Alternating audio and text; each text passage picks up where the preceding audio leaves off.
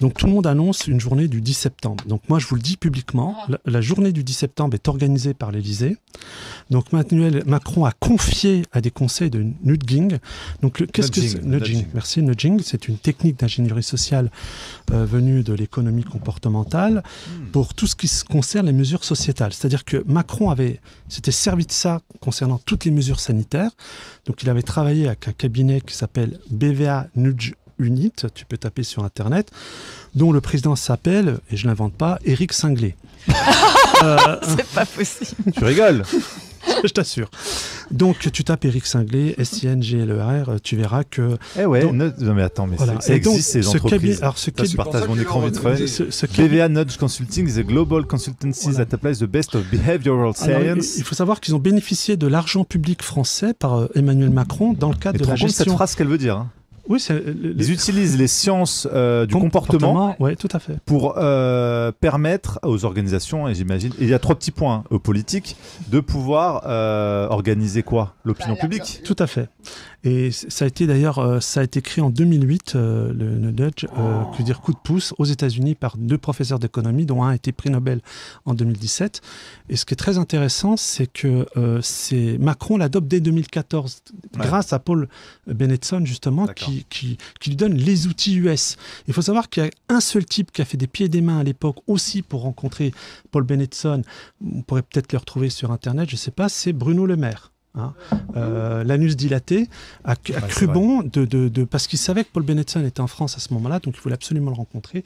L'autre s'est rendu compte que c'était un tocard et que par avance il fallait faire le pari de Macron, puisque Macron avait dit publiquement concernant David de Rothschild, je suis son hedge fund, je suis sa couverture. Macron l'avait dit publiquement, donc c'était le pari des Rothschild, en l'occurrence David de Rothschild, à ne pas confondre avec les autres, qui a la main sur la gouvernance mondiale en France. Donc Macron s'appuie sur ce cabinet, donc c'est des neurosciences, pour fabriquer le consentement des masses aux petits caprices de Macron. Et le plus bel exemple, oui, vas-y. J'allais te dire en fait, parce qu'il parlait de la commission Attali. Quand il fait la commission Attali-Macron, il rencontre Karim Tadjeddine tout à fait. De McKinsey. Et surtout, le plus important, c'est que lors de ce rendez-vous, tu peux taper sur Internet, Macron frétille à l'idée de voir Peter Brabeck. Qu'est-ce que Peter Brabeck, patron de Nestlé, fait dans la commission Attali à l'Élysée ?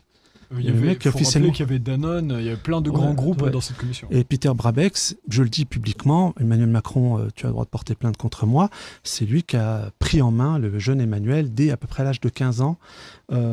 Contrairement à ce qu'on croit, il a été pris en main très tôt, ce petit. C'est pour ça qu'il s'est occupé du deal de Nestlé. T'as tout compris, avec Rothschild.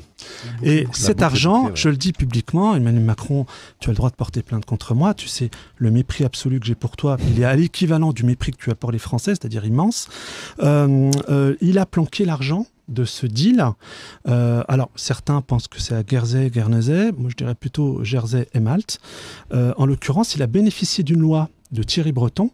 Thierry Breton, lorsqu'il est ministre des Finances, bizarrement, pour les banques d'affaires, en l'occurrence Rothschild, il autorise à ce que les bénéfices faits dans le cadre d'un deal puissent être mis en dehors de France. Et donc, effectivement, l'argent n'est pas déclaré. Donc, c'est des montages financiers. Et Macron, c'est pour ça qu'il a déclaré une somme très modique. Lorsque quelques centaines de milliers d'euros. 150 000 ou 150 000 ou 160 voilà. 000. Je rappelle que la présidente actuelle de l'Assemblée nationale n'a pas déclaré 300 000 euros d'actions chez Total. Mais bon, c'est un sport national.